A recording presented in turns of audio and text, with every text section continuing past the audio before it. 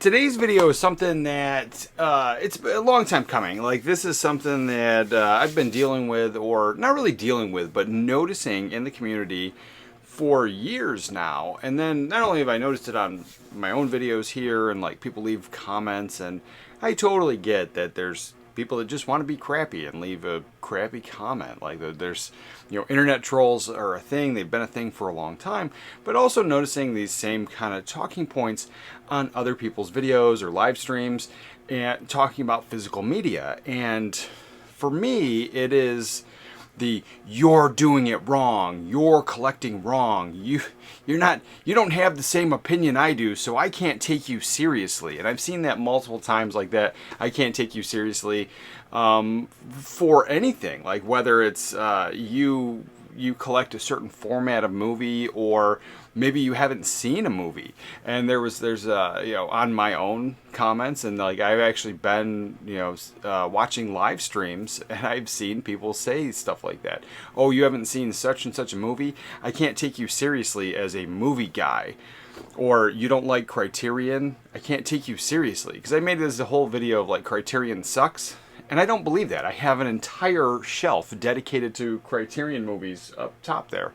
So I have an entire shelf dedicated to these movies.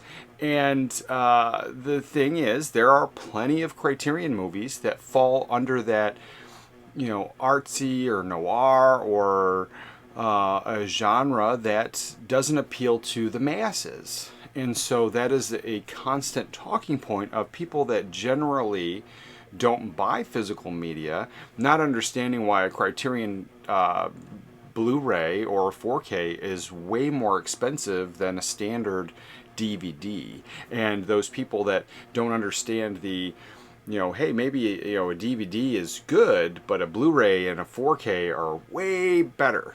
And and then seeing the sticker shock value of the Criterion movie. And so I made this entire video about that. And then in that video, like, the comments were left like, "I can't take you seriously, you're not a movie guy, if you think Criterion sucks, then you suck." It's just like this whole like weird defensive thing. You're doing it wrong if you don't like or agree with other people.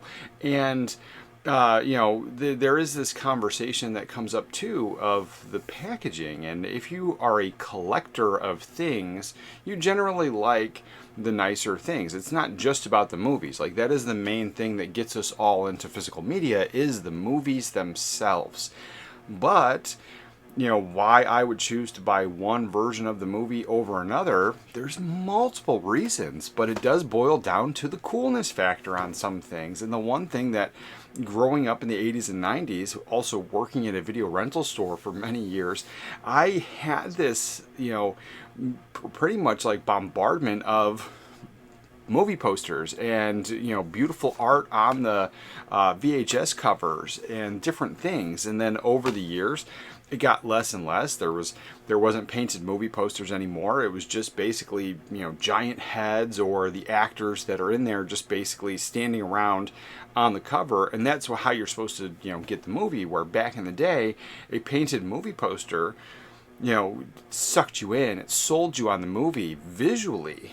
And this is what I'm talking about. So this is a more modern movie. It came out in 2003, and it's one I want to talk about because, as I've mentioned this before, because I don't have the DVD. This never came to Blu-ray. It only had a DVD. I don't have the DVD. It has been mentioned to me before that I can't be taken seriously because I still buy VHS tapes. And so, Pool Hall Junkies, I absolutely love this film. I picked it up because it was extremely cheap, and I love this. But the DVD was selling for tons of money online. And so, yes, I would rather have a better format, but I still enjoy VHS. There's a nostalgia factor for me. The fact that I still own CRT televisions and VCRs, and I'm able to watch this in the best possible format for the technology at the time. I still, yes, I can throw this on my big OLED television downstairs, and I can still enjoy it. Not everybody can. That is voiced very loudly. But the fact that I have this movie, it has come to my attention that I'm doing it wrong because I didn't spend the extra money on the DVD, or I don't have it in my collection at all because I'm just waiting for that Blu-ray or the 4K to come out. It's 4K or bust.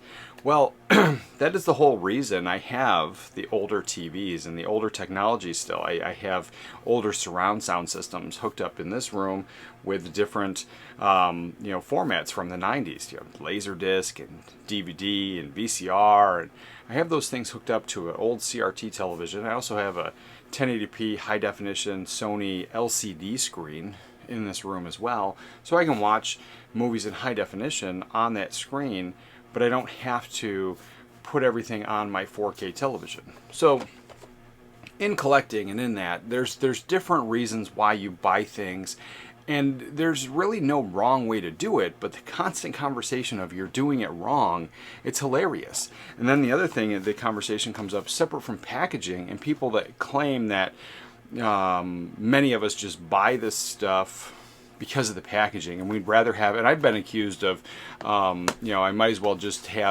buy cardboard. I might as well buy cereal boxes and collect that instead of movies because I could just care less. And then that person's argument almost led me to believe that they would rather have streaming and not have physical media. But as I had pointed that out, then they got really mad at me. And so, like, it's this conversation like this. I bought this Olive Film signature collection of Operation Petticoat. It's a great movie that I love, but it has interesting package art here. And one of my gripes about it was, as you take this out, it's the same art on the inside. And there's other companies and boutique labels that do different artwork. And it was just that, pointing that out. Now I have two versions of the film, both put out by Olive Films, and then the conversation is why. And again, you're doing it wrong. Well, this movie I bought, and it didn't have any special features. It has the movie, it's fine, it's great, it's enjoyable. You just want to watch the movie? Wonderful. But then I bought this version of the movie, and it has all the special features. So it has the same stuff that's on this version of the Blu-ray from Olive Films, but now you're getting special features with this signature collection, this more limited edition boutique version of an already boutique label. And the thing is, Olive Films is out of business. So yes, you can still source some of these Blu-rays because they made a bunch of them, but eventually this stuff's not going to be around. And so I didn't want to part with this because, one, I absolutely love the artwork on here, and there are times where I just want to watch the film. And this being the cardboard, and as you come out, like this one takes it's a little snug and easily damaged. So this one, I only pull this out when I want to watch the special features or listen to the commentary. And so that right there is why there's a reason to collect different versions or multiple versions of your favorite films. Now this, completely defunct, useless to me because I don't have a European or a UK VCR, but this I bought solely based on the coolness factor. It's a movie I love. I have multiple copies. When I do watch this, 90% of the time, I'm watching the 4K version that I have. But I have it on Laserdisc, I have it on VHS, I have it on DVD, and it is Jurassic Park. But this version, we never got anything like this here in America. And so this is a hard clamshell, which they sold these before, and you could always put these in your VHS tapes in these clamshells. But this one came this way, and as you can see, it is molded, and it has like the Jurassic Park, it has dinosaur bones inside here, and it's textured, and it's just super awesome. And again, it's molded, and so it's raised, and it's almost like a 3D thing. And so this is supposed to be like a rock, and then when you open it up, you have your VHS. Now, like I said, I don't have the UK or the PAL VCR, so I can't enjoy this. But I do enjoy this because it sits on the shelf, it looks beautiful, it's really cool, and not many people have this version of the movie, and in America at least. And so I don't know how many they made in the UK and how many people still have these, but it wasn't super cheap. It was just really cool. I had to have it. I grabbed it. And how many people that I know have this movie or have this version of the movie? Nobody. And again, it was coolness factor. But I'm wrong because it's all about the packaging and it's not about the movie. Well, I have the movie on several different formats, so I have a million ways to watch it. Then the other conversation is like importing movies from other countries solely based on the packaging and stuff. Well, again, collecting older formats, collecting DVDs, collecting stuff, I had picked up these Japanese DVDs, and they're interesting. So we have The Crow with Brandon Lee. They're a different format. And then I have the I think it's 2016 Evil Dead. And as you open them, they both open weird on the spine. So their spines are this way. So this one seems to be backwards, the way it opens. So it should go on the shelf like this, and this one should go like this. But they're backwards. Interesting enough. But this one comes out. It's got more beautiful artwork there, stuff we've seen before. But if you're going to charge a premium price and you're going to put out a movie or a physical copy of a movie that somebody absolutely loves, now it's no surprise that The Crow is a cult classic film, and this is something that people absolutely love. Now, people argue it's more mainstream, blah blah blah. Not everybody loves this film. And so that right there makes it a cult classic. Like, you can argue that Jurassic Park should have been a cult classic, but pretty much everybody loves this film around the world, and it's a huge deal. Where The Crow, it definitely, I feel it falls in that cult classic category. And so having something like this that's very interesting, it's a premium package, and then this one here, this one's just the DVD, but it has the DTS audio, and this is from Japan, and so unless you have a region-free DVD player, you're probably not going to be able to enjoy something like this. Oh, I keep opening it up and not showing the inside. So you have just, a coolness factor. Again, this is something that not everybody's going to have, but if you are a huge fan of The Crow, this would be a nice addition to your collection. And so this one here is something that I prize. I think it's really cool. I don't think I have this on 4K or anything like that. I don't think I picked up the 4K of The Crow, but this DVD version of it, it just has a coolness factor that I really enjoy. And the same thing with this Evil Dead version. And out of all those movies, I actually did like this remake. And usually I'm not a huge fan of remakes. And so having this one, and this is a DVD and a Blu-ray. But again, you have the coolness factor, you have the artwork. But again, I'm collecting it wrong. I'm doing it wrong because it's all about the package for me and not just the movie. Well, you can argue that with everything. If somebody buys a car with a sunroof, they had a preference, they wanted a better version of it, and other people don't see the point in spending the extra money on a sunroof. And so everybody has their own reasons for doing things. But it's just funny to me that in physical media, in movies, this is the thing that gets argued all the time, and people are, feel so strongly about it. You're told that you're doing it wrong when there are people that collect watches and sunglasses and like a million other things, and I have not seen so much animosity of people having different opinions about specifically the movies themselves or the movies that they do collect or the reasoning why. And partly I feel that it went from this hyper niche market, and I can prove it, and I've proved it before. Back in the day, in the 80s, as the VHS and people were buying these and collecting these movies, they were extremely expensive, and you have to adjust for inflation. But back in the 80s, this movie here was released on VHS, and it was $59.95. And the last time I did the check on it with inflation, it was like almost $200 or $150. It's extremely expensive for the graduate, and that's the price that is stamped on there.